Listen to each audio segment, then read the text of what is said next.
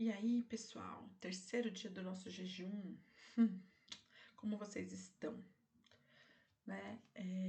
Bom, eu tenho tirado uma refeição do dia, normalmente eu começo a fazer o meu jejum, então eu faço tirando uma refeição do dia, depois eu retiro 2 refeições mais ou menos, né, depois de um tempo, e depois dos últimos dias eu pretendo tirar todas as refeições e ficar na água, mas é algo que eu faço de uma maneira gradual, tá certo? Eu tô pensando se eu faço dessa forma ou se de repente eu, é, após o acampamento, né, eu faço o jejum de legumes e água, tá bom? Que seria aí um pouco o jejum que Daniel seguiu, tá? Então eu tenho pensado um pouco nessa possibilidade, mas vamos ver como vai seguir. Eu vou contando pra vocês e compartilha como é que tá sendo pra vocês, tá bom?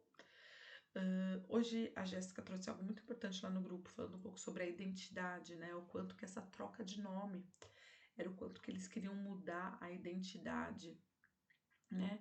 E o quanto que ela trouxe a reflexão muito interessante, falando para que a gente se mantenha enraizado em quem nós somos como filhos de Deus, né? Que a gente não perca esse lugar, não esqueça desse lugar que é tão importante para nós. Então eu quero começar a partir daí, que foi nosso último versículo que a gente conversou, né, na nossa reflexão de ontem. E é interessante porque a Babilônia, de fato, ela queria que Daniel esquecesse do passado, de fato. Né? Tanto que Daniel, que é Deus, é meu juiz, passa a se chamar Baltazar, que é o que? Uma divindade pagã, que é o significado Bel proteja o rei. Né? Então eles mudaram o seu nome, mas o que eu acho mais bacana, eles mudaram o nome de Daniel, mas eles não mudaram o coração de Daniel. E é esse ponto que eu acho importante. Porque, gente, vamos parar para pensar como será que seria Daniel se a gente fosse parar para pensar, né? Diante da história dele, do passado que ele teve. O povo desobediente lá em Jerusalém, e aí chega Nabucodonosor, pega alguns jovens, leva para Babilônia como escravos. E seria o que, Daniel? O comportamento de Daniel? Imagina se Daniel ele fosse um produto do meio ali da onde ele vivia. Para pensar. E se Daniel se resolvesse ficar se embebedando, se entregando para o pecado, né? Então, assim, de fato, ele nos ensina como é ser um jovem fiel a Deus num tempo como esse, babilônico, né? Então, olha que interessante. E aí a gente vai ler agora, então, né, que é a nossa reflexão agora do terceiro dia, que é Daniel 1, do 8 ao 16. Então, vamos começar pelo versículo 8, que fala: E Daniel propôs no seu coração não se contaminar com a porção das iguarias do rei, nem com o vinho que ele bebia. Portanto, pediu ao chefe dos eunucos que lhe permitisse não se contaminar. Olha Daniel aí, gente. Então aí Daniel já começa a mostrar que, opa, pera lá, né? Daniel se propôs, gente, em seu coração. Ele estava determinado, qualquer que fosse o preço que ele tivesse que pagar.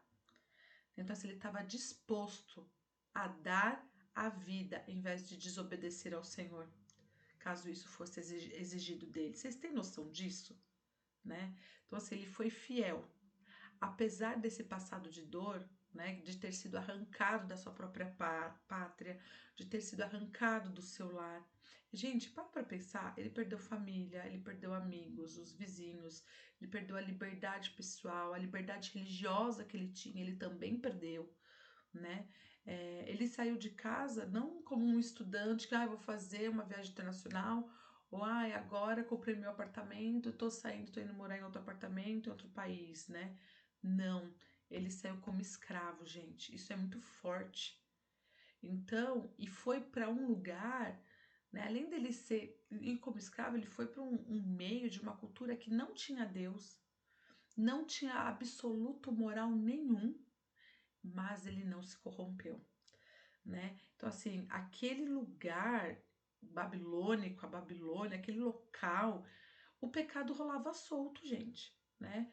não havia palavra de Deus e muito menos temor ao Senhor, né? Então, assim, isso é fato. E mesmo Daniel exposto a tanta libertinagem, ele ainda se manteve íntegro e puro diante de Deus e dos homens. Então, assim, a gente precisa lembrar que, gente, ele era um adolescente, um jovem, né? E que agora ele não tinha mais a presença dos pais dele para orientá-lo nas decisões que ele precisava tomar, né? Mas por amor a Deus e a lei, o que que ele fez? Arraigado desde a infância nele, o que que ele fez? Ele desejava servir ao Senhor de todo o coração. Esse Essa foi a postura de Daniel, né? E nos constrange refletir sobre isso. E eu acho interessante que ele decidiu permanecer fiel a Deus, enfrentando qualquer situação, recebendo forças para permanecer firme no amor do Senhor.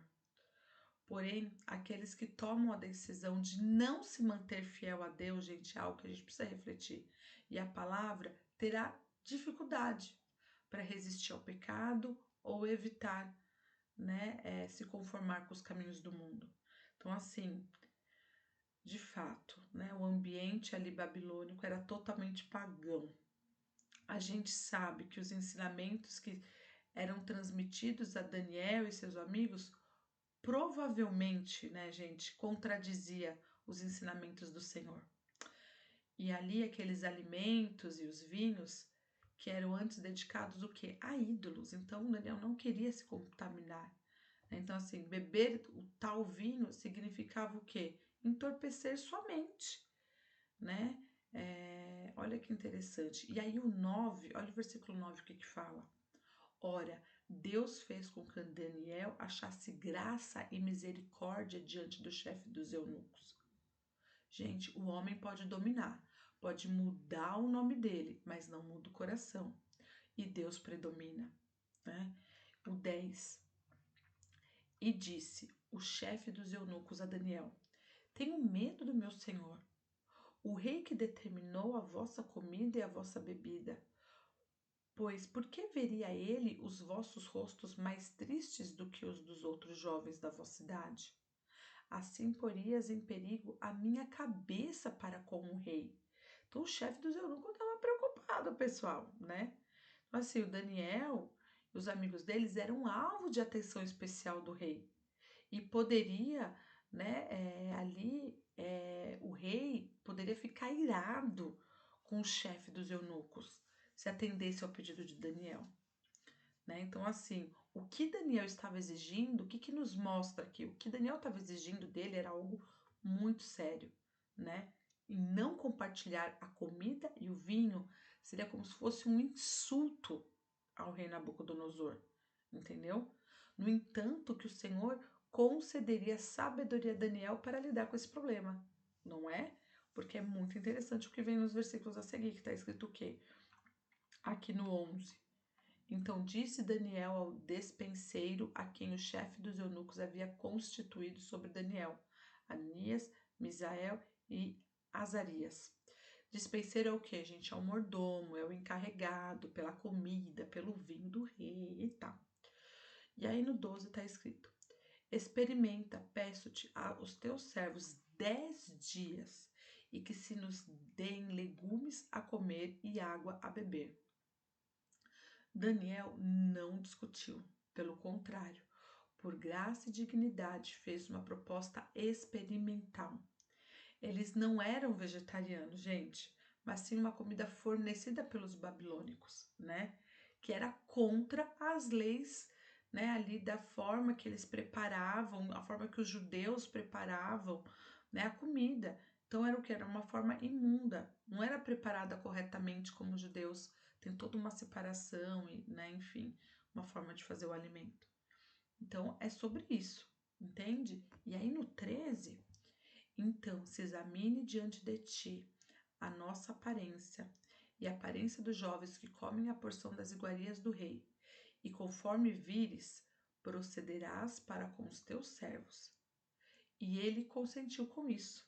e a experimentou durante 10 dias. Gente, olha que fantástico aqui.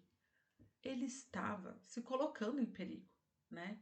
Mas aqui Daniel, a gente vê que aqui que o Senhor, que Daniel foi orientado por Deus para que ele fizesse, para que ele trouxesse aí esse negócio, essa estratégia, né? O Senhor ajudou ele. Gente, porque para pensar, vocês acham que 10 dias seria suficiente para demonstrar uma coisa ou outra? Né? Se ficaria forte ou não? Será que 10 dias seria suficiente para aquele tempo? Né? Então é algo para a gente parar para pensar. 15. E ao fim dos 10 dias apareceram os seus semblantes melhores, e eles estavam mais gordos de carne do que todos os jovens que comiam das iguarias do rei. Assim o despenseiro tirou-lhes a porção das iguarias e o vinho de que deviam beber, eles dava legumes. Então, assim, gente, aqui é fato, é evidente que o Senhor participou desses todos esses procedimentos. Né? Então, aqui a gente vê que Daniel não permitiu em nenhum momento que o ambiente, a pressão externa, ditasse a sua conduta. Né? Ele estava sob uma pressão ali. Ele precisava comer aquilo, ele já estava como escravo, então assim, mas ele firmou a verdade. Ele batalhou pela defesa da sua fé, por aquilo que ele acreditava e não se contaminar. Manteve a consciência pura. Ele estava no mundo, mas não era desse mundo. E é interessante a gente parar, talvez, para pensar. Quantos banquetes muitas vezes nos é oferecido, quantos banquetes às vezes o mundo do mundo não são atraentes aos nossos olhos, né? Mas a gente precisa lembrar, o mundo jaz do maligno. Ser amigo do mundo é ser inimigo de Deus, né? Então assim, a gente precisa fugir desses banquetes que nos é oferecido, né? Os prazeres imediatos dos pecados, gente, o que ele produz? Gente, ele produz nada mais, nada menos do que tormentos eternos, né? Então, assim, vamos parar para pensar um pouco sobre isso, né?